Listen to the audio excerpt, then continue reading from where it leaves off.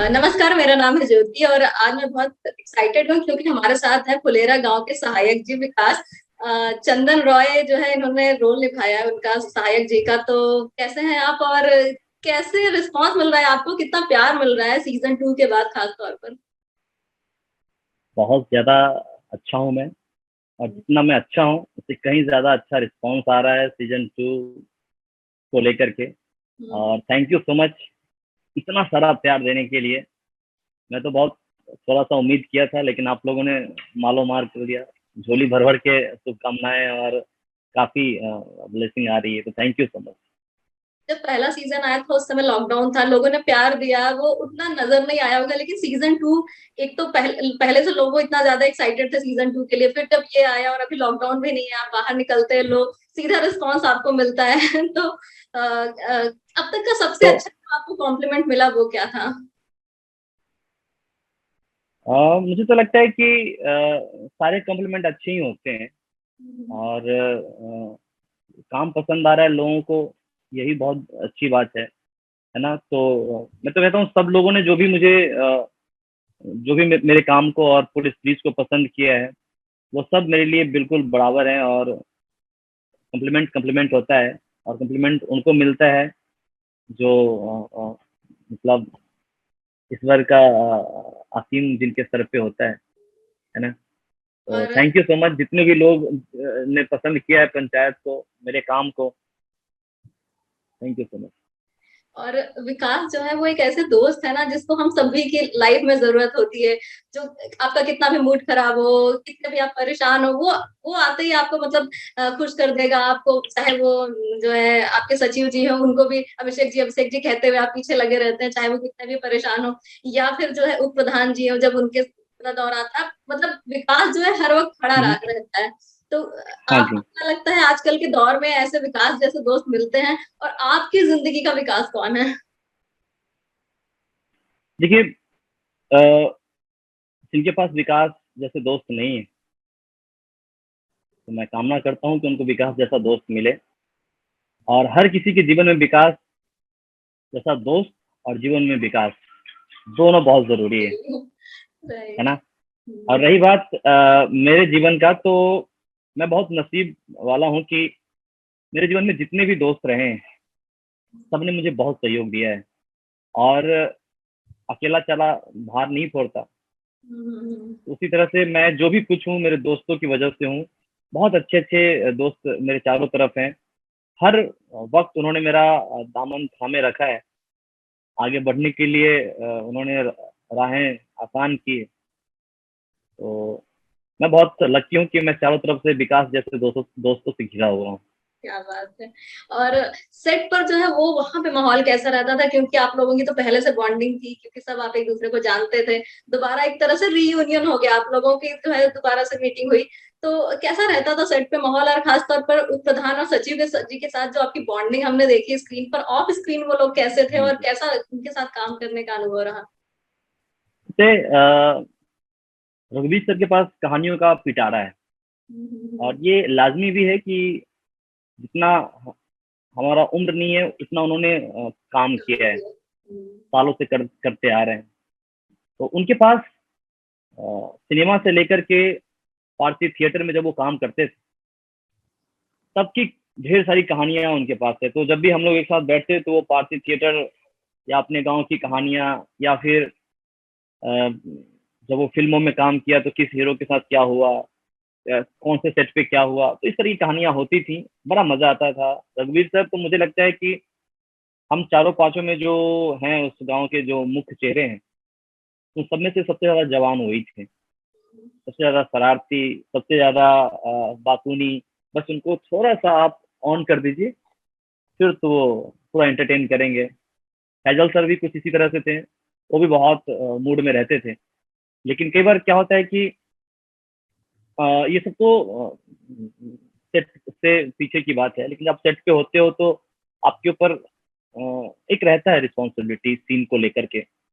जो आज आपके हिस्से में 2-3 सीन है, उसको कितना क्योंकि हम लोग सारे लोग इकट्ठा हैं शूट करने के लिए। तो पूरा ध्यान, जैसे मेरे जैसे एक्टर को जो बिल्कुल अभी नया है, अनुभव कम है, तो भले हंसी मजाक हो जाए, लेकिन एक रहता था ध्यान में कि मेरा सीन अच्छा चला जाए, फिर तो बजा दो ढोल, मुझे कोई परवाह नहीं है, फिर तो कुछ भी करो, मैं नाचूंगा।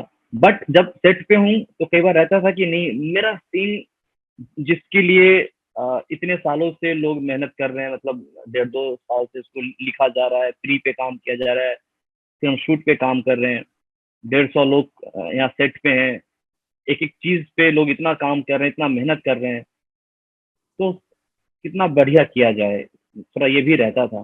तो हर वक्त हम मस्ती के मूड में भी नहीं रहते थे, जब जरूरत हो, जब लोग बोर हो रहे हैं तो थोड़ा मस्ती हो जाता था, वरना काम पे मुझे लगता है कि सब लोग ज्यादा फोकस थे। जैसे 2 साल पहले आपने पहला सीजन किया, उसके बाद फिर गैप हो गया, फिर क्योंकि विकास जब बात करते हैं मासूमियत झलकती है, तो वो उसी फ्लो में वापस लाना, उसी लय में वापस जाना थोड़ा बहुत तो डिफिकल्ट रहा ही होगा आपके लिए। देखो अभी ये बहुत बढ़िया सवाल है कि कैसे आपने लाया, क्योंकि फिल्मों में क्या होता है कि आप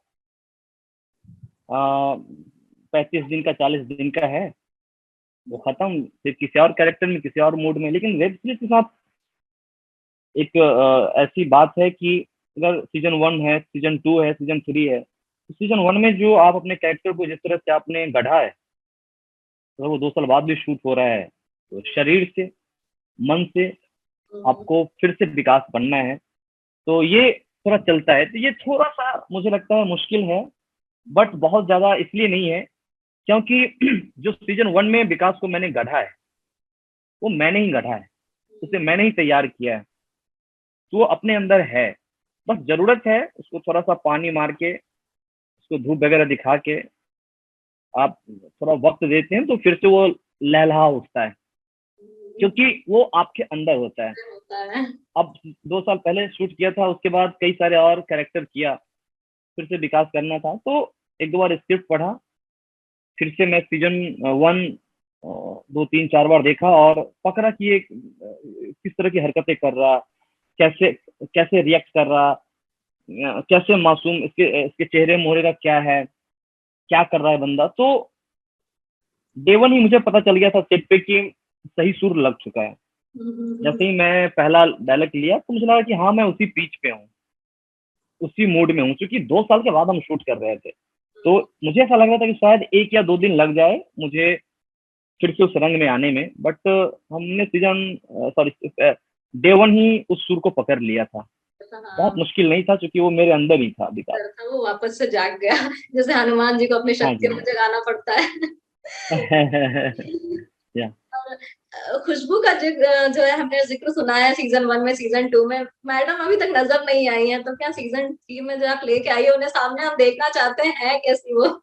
वाह। तो अगर टीवीएस या पंचायत के कोई भी अ, जो क्रिएटर हैं वो देख रहे हैं, मैं उनको कहना चाहूंगा कि आज आप सक्सेसफुल हो गए, क्योंकि मैम कह रही हैं कि उनको मैं देखना चाहूंगा। और हमारे जो क्रिएटिव हैं, जो क्रिएटर हैं, उनका मकसद यही था कि ओह, पब्लिक को ये कहने के लिए मजबूर कर दो कि भैया मेरे को खुशबू चाहिए, अब ये अब मुझे खुशबू को दिखाओ। सीजन 1 में भी हो गया, सीजन 2 में भी हो गया, अब तो दिखाओ। तो हमारे जो क्रिएटर हैं वो यही कह रहे थे कि मैं थोड़ा सा इसको बनाऊंगा, सीजन 1 में भी, सीजन 2 में भी। तो मुझे ऐसा लगता है कि सीजन 3 में आ जाएगी, और वाह, उसकी तैयारी हो रही है, और इस बार सीजन 3 में धूमधाम से आएगी वो। क्या बात है। ये बहुत बड़ी खबर दे दी आपने, हम बहुत खुश हैं। और जी जी आप बिल्कुल। आप मतलब एक ऐसे सवाल पूछना चाहूंगी कि कितनी बदल गई आपकी पंचायत के बाद आपकी लाइफ, और हमने सुना है घर पर भी लेने वाले हैं आप, ऐसी खबरें आ रही हैं। हाँ, तो इसका जवाब ये है कि हाँ, थोड़ा बहुत तो जीवन बदला है। काम को लेकर के एक स्थिरता आ गई है जीवन में। अब काम को लेकर के बहुत भागा भागी नहीं है, सुकून है। अब हम्म, ऐसा लगता है कि आए तो ठीक है, ना आए तो भी ठीक है, जो आया है ईश्वर का शुक्रगुजार हूँ। उसको बहुत शिद्दत से, बहुत लगन से किया जाए, बहुत जितना हो सके ताकत है, इतना दिमाग है, उसमें लगा दिया जाए। तो काम को लेकर के चीजें थोड़ा सॉर्टेड हो गई हैं। बाकी चीजें ये हैं कि थोड़ा जिम्मेदारी जैसा महसूस करने लगा हूँ, क्योंकि आप लोगों का एक उम्मीदें हैं कि ये लड़का इस तरह का है, बड़ा संजीदा तरह का एक्टर है, तो आप उस तरह की उम्मीदें लगाते हो। ये मेरा कर्तव्य बनता है कि मैं उसी तरह का एंटरटेनमेंट आपको दूं, उसी तरह का कैरेक्टर करूं, जिसमें आपको जितना हो सके मैं आपको एंटरटेन करने की कोशिश करूं। ओके, थैंक यू चंदन जी, हमसे बात करने के लिए बहुत अच्छा लगा और उम्मीद करते हैं कि फिर से कुछ नए अंदाज में कुछ नया शो देखें, और बाकी पंचायत सीजन 3 का तो वेट कर ही रहे हैं हम लोग। थैंक यू सो मच ज्योति, मुझे आपसे बात करके सच में बहुत अच्छा लगा। बहुत बढ़िया से आपने इंटरव्यू लिया, बहुत खूबसूरत सवाल थे आपके, अच्छा लगा आपसे बात करके। Thank thank you. You so much.